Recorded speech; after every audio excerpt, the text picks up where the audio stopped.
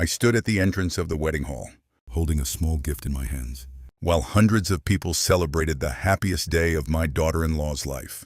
But for me, that day became the moment. I realized how far some people could go to erase you from their world.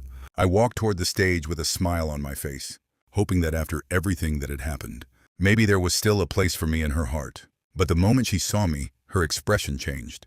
She looked at me like I was a stranger. Then, in front of everyone, she said words I never thought I would hear. "I do not know this man."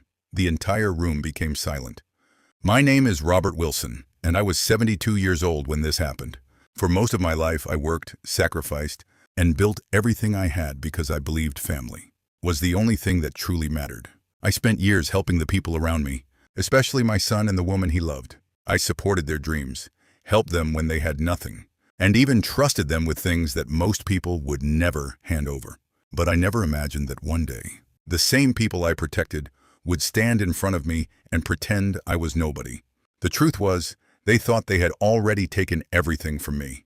They believed they had control over my money, my properties, and my future. They believed I had become an old man with nothing left to give. What they did not know was that the life they saw was only a small part of my story. They saw my simple clothes, my quiet nature, and my old car. They thought they understood my worth. They were completely wrong. Years earlier, I had made decisions that nobody in my family knew about. I had protected my wealth, not because I wanted power, but because I wanted to know who truly loved me and who only loved what I could provide. And that wedding day was the moment their true faces finally appeared. After my daughter-in-law denied knowing me, I did not argue. I did not shout. I simply looked at her and smiled, because she had no idea who the old man standing in front of her really was. And before that wedding ended, everyone in that room was going to discover a truth that would change the way they saw me forever. I walked away from the stage without saying another word. The whispers behind me grew louder with every step I took. Some guests looked at me with pity, while others looked at me like I was someone who had embarrassed himself by coming to a place where he was not wanted. But nobody there knew the years of sacrifice behind that moment. Nobody knew how much I had given to that family. They only saw an old man being rejected. They did not see the man who had once helped them build the life they were celebrating. I sat at a table in the corner of the wedding hall and watched everything from a distance. My daughter-in-law, Claire, smiled for the cameras as if nothing had happened. She held my son's hand and accepted congratulations from everyone around her. But every time she looked in my direction, I could see something in her eyes. It was not sadness. It was not regret. It was confidence. She truly believed she had won. A few hours earlier, before I arrived at the wedding, I had received a message that almost stopped my heart. It was not an invitation or a kind word. It was a reminder that I was no longer considered part of their family. Claire had told my son that I was not welcome because I would ruin the image of their new life. Those words hurt more than I expected. Not because I wanted attention, but because I remembered the years when they needed me. I remembered the days when my son had no money, no home, and no direction. I remembered paying their bills, helping them start a business, and standing beside them when nobody else did. I never asked for anything in return. I only wanted respect, but respect was the one thing they were not willing to give me. What they did not know was that before they pushed me away, I had already started preparing for this day. Months before the wedding, I noticed changes in their behavior. They became interested in my finances, my properties, and my legal documents. They stopped asking how I was and started asking what I owned. That was when I realized something painful. They were not afraid of losing me. They were afraid of losing access to my wealth. So I made a decision. I quietly moved my important assets, protected my accounts, and kept one final secret hidden from everyone. The fortune they thought they had taken was only a small piece of what I truly owned. As the wedding continued, Claire walked past my table and stopped for a moment. She leaned closer and whispered, "You should have stayed away." "Robert," I looked at her calmly and replied, "one day, you will understand why I came." She laughed and walked away. She had no idea that the biggest surprise of her wedding day had not happened yet. I watched Claire walk away from my table with that same confident smile on her face. To her, I was already forgotten. Just an old man from her past who no longer had any importance. But what she did not understand was that people who quietly build their lives are not always the ones who lose when others try to take advantage of them. Sometimes silence is not weakness. Sometimes silence is the best way to reveal the truth. For years, I had been the person everyone came to when they needed help. When my son, Michael, first met Claire, they were struggling. They had dreams, but no resources to turn those dreams into reality. I remember sitting with them at my kitchen table, listening to their plans and promising them that I would help them get started. I invested money into their business, helped them find a better home, and covered expenses when things became difficult. I never saw it as a burden. I saw it as my responsibility as a father. But slowly, things started changing after Claire entered our lives. At first, it was small things. She stopped calling me Dad. She stopped asking about my health. Conversations that once felt warm became focused on money and possessions. She would ask questions like, "Robert, what happens to your properties if something happens to you?" Or, "Have you thought about putting everything in Michael's name?" I ignored those questions because I wanted to believe the best about her. I wanted to believe she was just planning for the future. But then I discovered something that changed everything. One evening, I accidentally overheard a conversation between Claire and Michael. They were discussing my retirement accounts, my properties, and how they could convince me to transfer control of everything. I stood outside that door, unable to believe what I was hearing. The two people I trusted most were not worried about me. They were planning around me. That night, I made a decision. I would not fight them with anger. I would not create a family war. Instead, I would let them believe they had already won. I quietly hired a lawyer and changed my estate plans. I protected everything I had spent my entire life building. But I also did something else. I created a test. I wanted to see whether my family wanted me or only wanted what I could give them. And the wedding day gave me the answer. When Claire looked into my eyes and said she did not know me, she confirmed everything I had feared. She was willing to erase me publicly because she believed I had nothing left. But what she did not know was that the simple old man sitting alone at the wedding table was the same man who owned investments, businesses, and assets far beyond anything she could imagine. And before the night ended, the people who laughed at me were going to learn the truth. The question was not whether I had money. The question was whether they would regret losing me when they discovered how much I truly had. The wedding hall was full of laughter, music, and celebration. But I felt like I was standing in a completely different world. I sat quietly in the corner, watching the same people I once helped celebrate a new beginning, while they acted as if I had never been part of their lives. But I refused to let their cruelty change who I was. I had spent my entire life building myself with patience, discipline, and hard work. I was not going to let one painful moment take away my dignity. After some time, my son Michael finally noticed me sitting alone. For a brief second, I thought maybe he would come and talk to me. Maybe he would remember all the years I spent supporting him. But instead, he walked toward me with an uncomfortable expression and lowered his voice. "Why did you come here, Dad?" he asked. Those words hurt more than Claire's insult. A stranger can hurt you, but when your own child looks at you like a problem, the pain feels different. I looked at him and asked, "Michael, after everything I have done for you, is this really how you see me?" He avoided my eyes. "You need to understand, Dad. This is Claire's day. She doesn't want any drama." Drama. That was the word he used for his own father standing at his wedding. I smiled sadly and said nothing. Because at that moment, I realized something important. I had spent years trying to protect a family that had already decided they did not want me. Michael walked away, and I watched him return to Claire. They whispered to each other while looking in my direction. I could tell they were discussing me, but I no longer cared. I had already learned everything I needed to know. What they did not know was that earlier that same week, I had received a phone call from my attorney. He told me that all the changes I requested had been completed. Every document was finalized. Every asset was protected. And the people who thought they had control over my future had no idea they had lost it. But I still had one question in my mind. Should I reveal the truth that night? Should I tell everyone that the old man they were ignoring was not the helpless person they believed him to be? Or should I walk away and let time reveal everything? As I sat there thinking, the wedding photographer announced that it was time for the family pictures. Everyone gathered near the stage. Claire looked around and then noticed me still sitting alone. She walked toward me again, but this time she was not smiling. "Robert," she said coldly, "please leave before people start asking questions." I looked at her face and saw no regret, no shame, and no respect. I slowly stood up, picked up my jacket, and smiled. "Don't worry, Claire. I won't ruin your wedding." I started walking toward the exit. But before I reached the door, my phone rang. It was my lawyer, and the news he gave me was about to change everything that happened. inside that wedding hall. As I walked toward the exit of the wedding hall, my phone continued ringing in my hand. Everyone was busy taking pictures and celebrating, so nobody noticed the old man leaving quietly. I looked at the screen and saw my lawyer's name. For a moment, I thought about ignoring the call.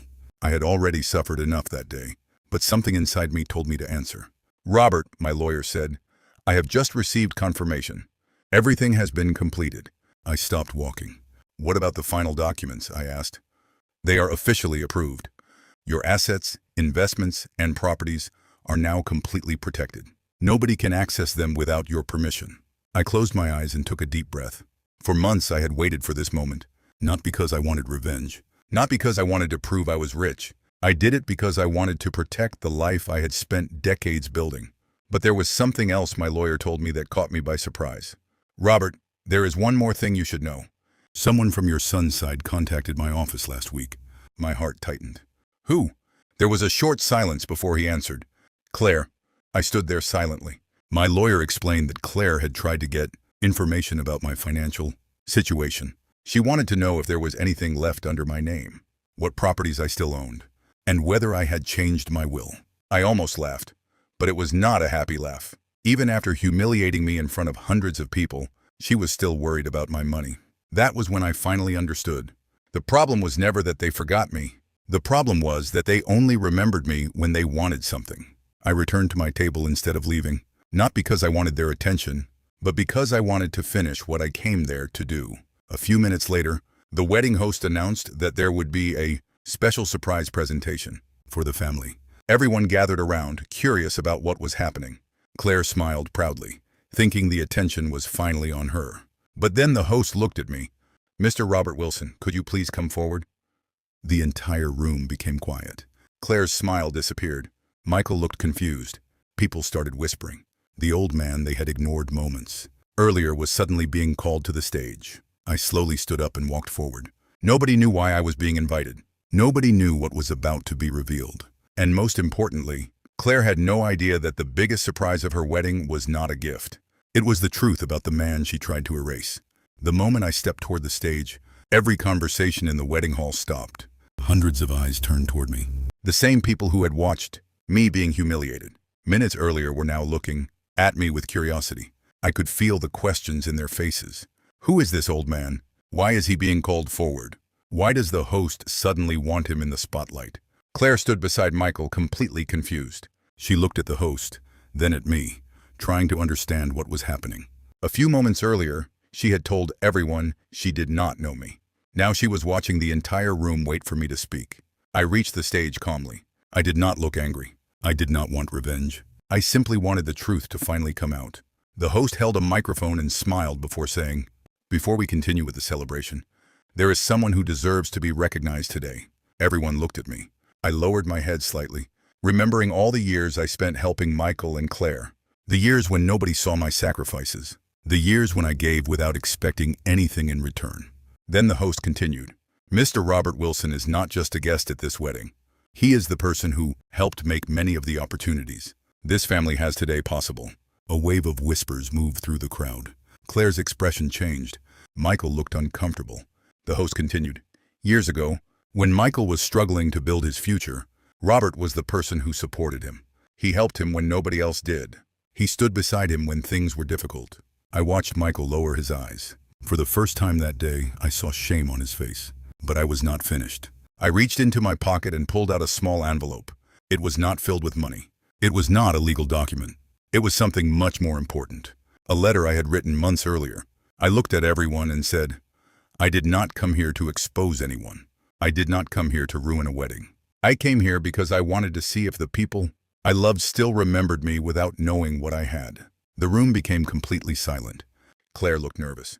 I opened the letter and continued, "A person's true character is revealed when they believe you have nothing left to offer them." Those words hit harder than any accusation, because everyone in that room knew exactly what had happened. Then my lawyer, who had been standing near the entrance, walked forward holding a folder. And the moment Claire saw that folder, the confidence disappeared from her face, because she knew exactly what was inside, the truth she had been trying to hide. The moment my lawyer stepped forward with the folder in his hands, the entire atmosphere of the wedding changed. A few minutes earlier, Everyone was celebrating. Now nobody was talking. Everyone was waiting to understand why a lawyer had appeared at a wedding and why. Claire looked so nervous. I looked at Claire carefully. For the first time since I entered that hall, she did not look powerful. She looked worried. My lawyer stood beside me and said calmly, "Mr. Wilson did not come here to create a scene. He came here because certain truths need to be known." Claire immediately stepped forward. "This is unnecessary," she said. "Whatever happened between us has nothing to do with anyone here." But my lawyer opened the folder. "Actually, it has everything to do with what happened before this wedding." The room became silent again. Inside that folder were documents showing how Claire and Michael had tried to gain control over my financial matters. There were messages, requests, and records showing their interest was not in my well-being, but in what they believed they could receive from me. I watched Michael's face as the documents were shown. He looked down, unable to defend himself. Claire tried to interrupt. "Those things are being misunderstood," she said quickly. "We were only trying to help Robert manage his affairs." I looked at her and quietly asked, "Help me?" "Or control everything I built?" She had no answer. For years, I had stayed silent because I wanted to protect my family. I ignored the warning signs because admitting the truth meant accepting that the people I loved had changed. But sometimes protecting people from the consequences of their actions only allows them to continue hurting others. My lawyer then placed one final document on the table. "This is the updated estate plan of Mr. Wilson." Everyone looked surprised. Claire's eyes immediately moved toward the papers. She had spent months trying to discover what I owned. Now she was finally going to learn the truth. My lawyer continued, "Mr. Wilson's wealth was never transferred to anyone. Every attempt to gain control over his assets was unsuccessful." A shocked silence filled the room. Claire whispered, "What?" I looked around the hall and saw the same people who had ignored me now realizing they had judged me completely wrong.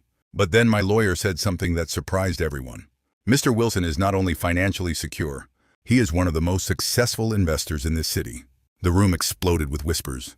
People who thought I was a helpless old man were suddenly looking at me differently. But I did not feel proud. Because the saddest part was not that they underestimated my wealth. The saddest part was that they only respected me after they discovered it. The silence inside the wedding hall felt heavier than ever as everyone looked at me. But this time, their eyes were different. The same people who had ignored me, judged me, and watched me being humiliated were now trying to understand who I really was. But deep inside, I did not feel victorious because I never wanted anyone to respect me because of my money. I wanted them to respect me because I was family. I looked at Michael standing beside Claire. He looked completely different from the confident man who had ignored me earlier. His eyes were filled with regret.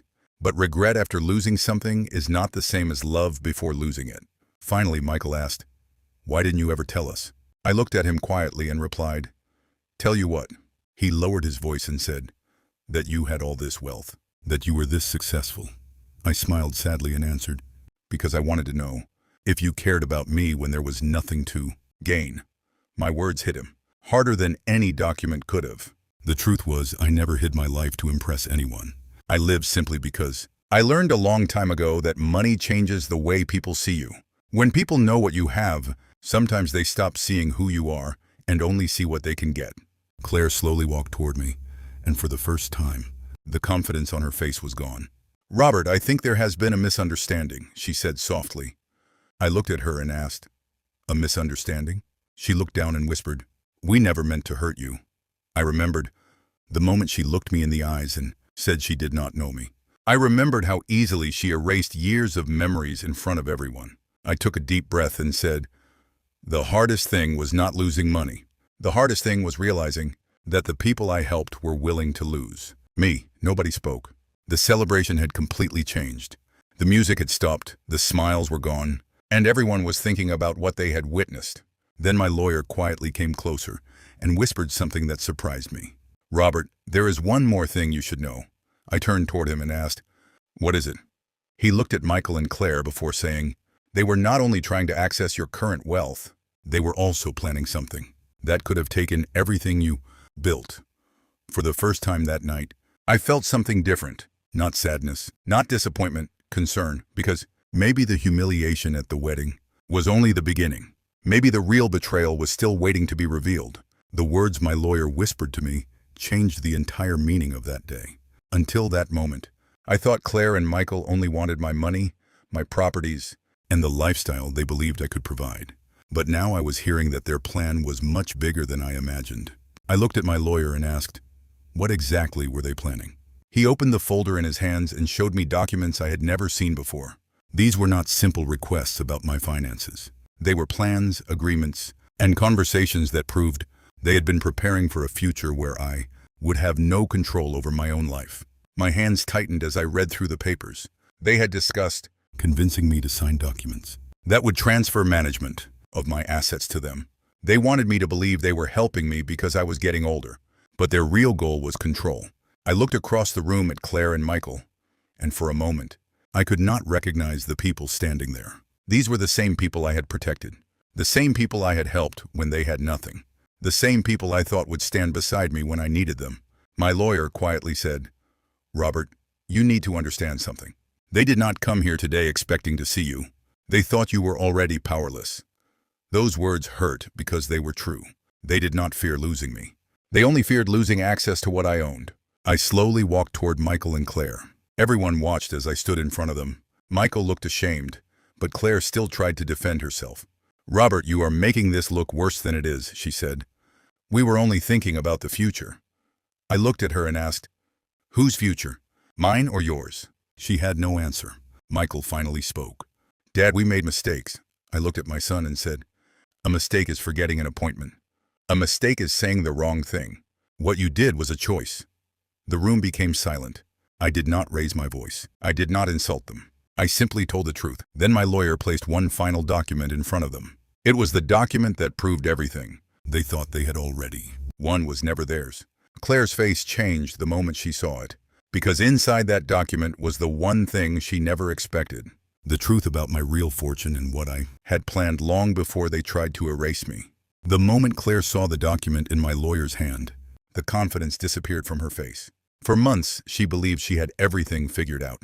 She thought I was an old man who had become dependent on others, someone who could easily be convinced to hand over everything he owned. But she never understood one thing about me. I spent my entire life building my success because I learned how to think ahead. I never reached where I was by making careless decisions. My lawyer opened the document and explained that years earlier, I had created a protection plan for my entire wealth.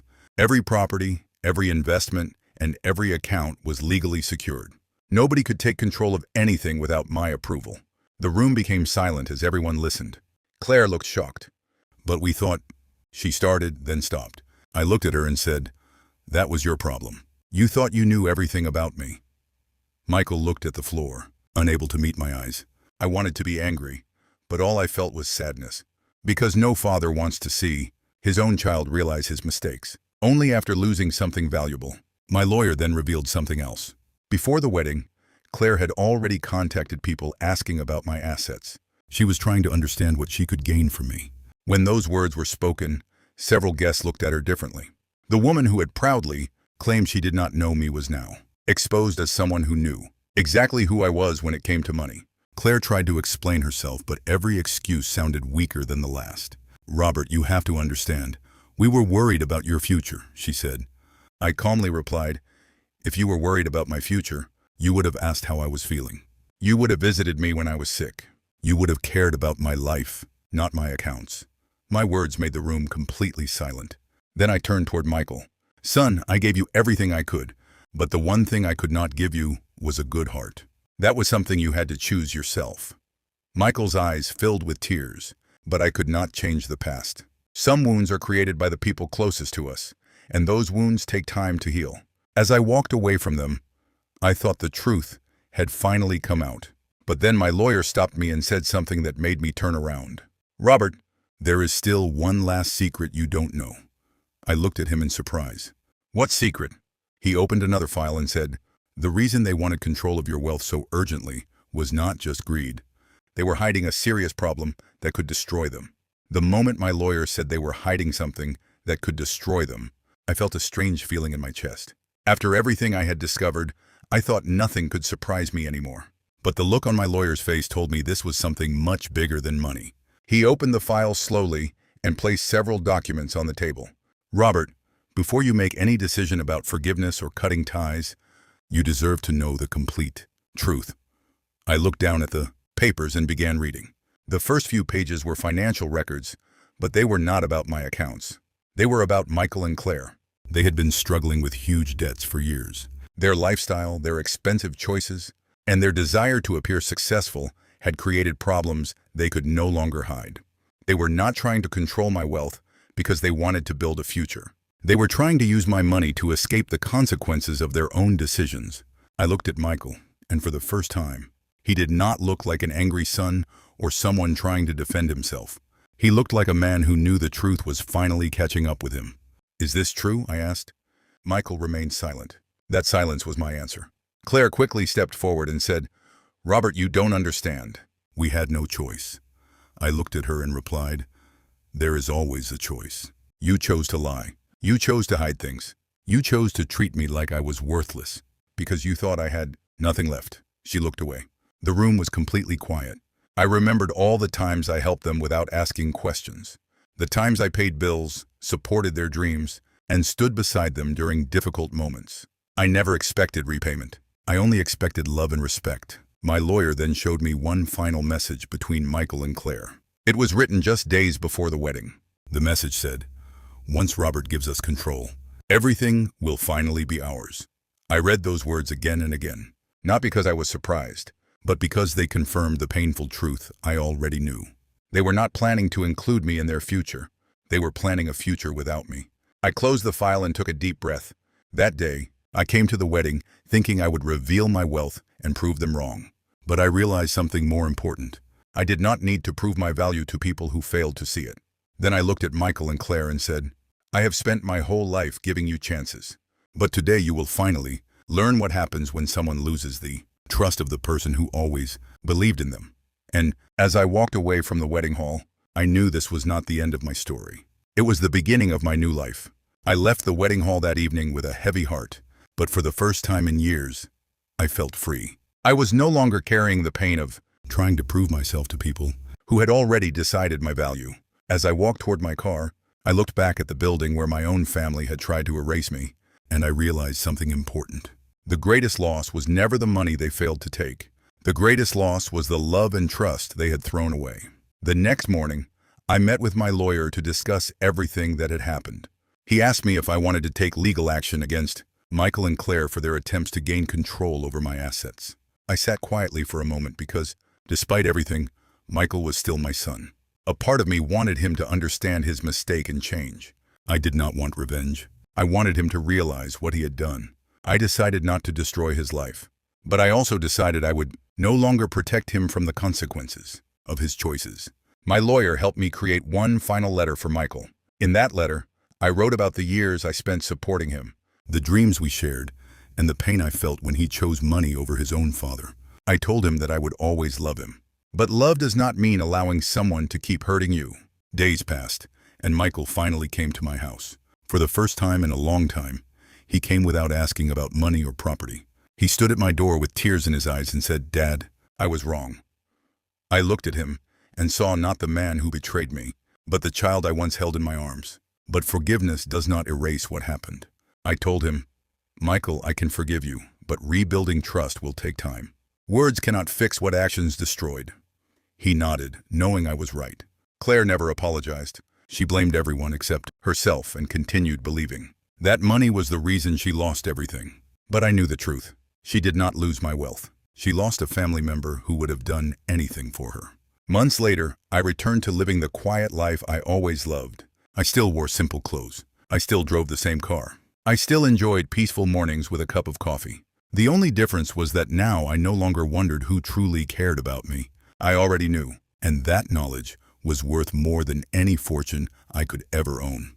Months after that wedding day, my life began to change in ways I never expected. I thought the hardest part would be losing the relationship I had with my son.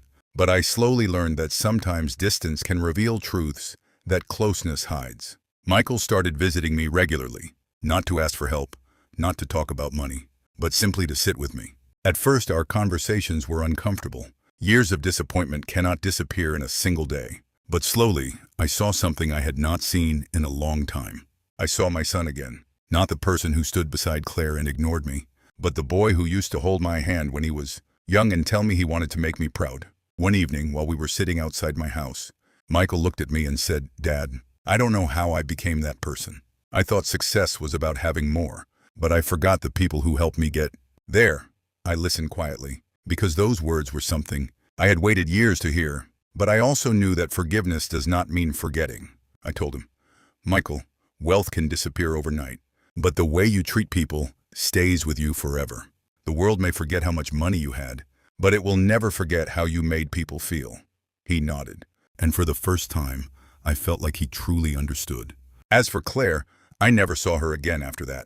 I heard she struggled after losing the lifestyle she had become dependent on, but I did not feel happiness from her pain. I only felt sadness because she had spent so much energy chasing things that could never bring her peace. She had a chance to be part of a family that loved her, but she chose greed instead.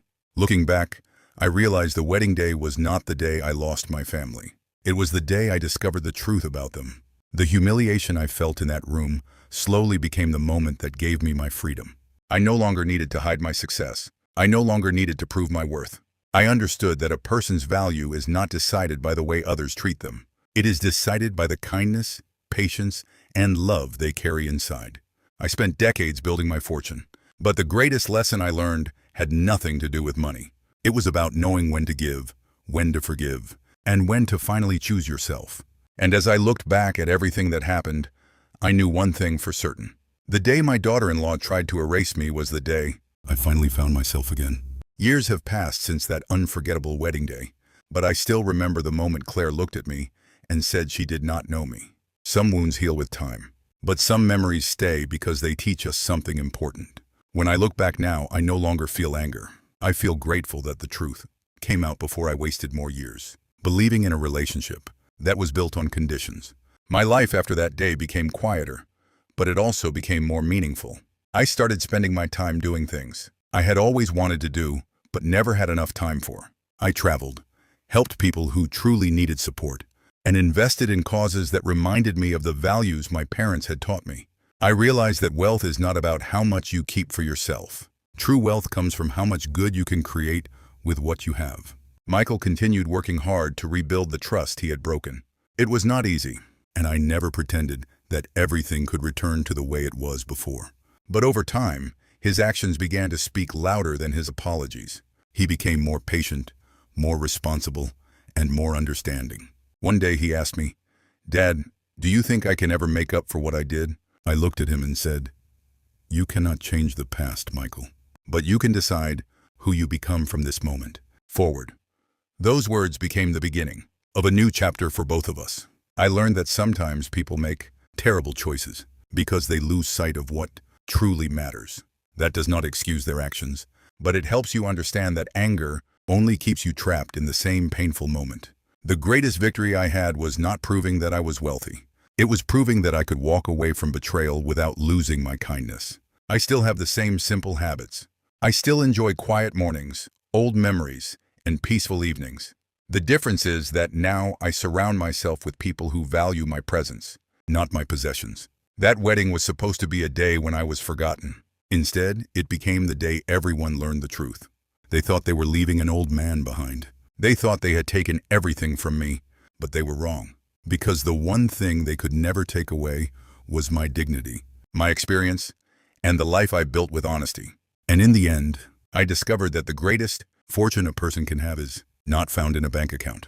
It is found in peace of mind and the people who love you for who you are. Today, when I look back at everything that happened, I realize that the wedding day was not the day my family rejected me.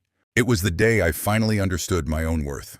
For years, I believed that being a good father meant always giving, always forgiving, and always putting others before myself. I thought that if I loved people enough, they would always love me the same way in return. But life taught me a difficult lesson. Love without respect can slowly break your heart. I spent decades building my fortune, but the greatest thing I built was not my wealth. It was my character. The money I earned could have disappeared, but the lessons, memories, and values I carried with me could never be taken away. Michael eventually understood that. Our relationship was never the same as it was before, but it became something more honest. We no longer pretended everything was perfect. We learned to communicate, to respect each other, and to appreciate the time we had left. One evening, As we sat together watching the sunset, Michael said something I will never forget.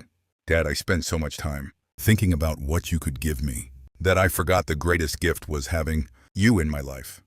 Those words meant more to me than any apology. Because sometimes, the greatest change in a person is not when they lose something valuable. It is when they finally understand what was valuable all along. As for Claire, I never hated her. I never wanted her to suffer. I only hoped that one day she would understand that she did not lose my money. She lost the trust and love of people who were willing to stand beside her. Years later, I still live a simple life. Many people know my name now, but I do not care about fame or attention. I still enjoy quiet mornings, peaceful evenings, and the small moments that money can never buy. If there is one thing my story has taught me, it is this: never judge a person by what they show you on the outside. A simple man may carry a lifetime of success. A quiet person may have survived battles nobody knows about. And the people who seem to have the most may actually be the ones who have lost the most important things. That day at the wedding, my daughter-in-law tried to erase me in front of everyone. She thought I had nothing left. She thought I was just an old man with no power. But she was wrong, because my greatest treasure was never my wealth. It was my dignity, my peace, and the truth. And in the end, the person who thought they were taking everything from me only helped me discover the one thing I needed most: a life surrounded by honesty, respect, and people who love me for who I truly am. That was the day I learned. A person's real fortune is not what they own, but what they leave in the hearts of others.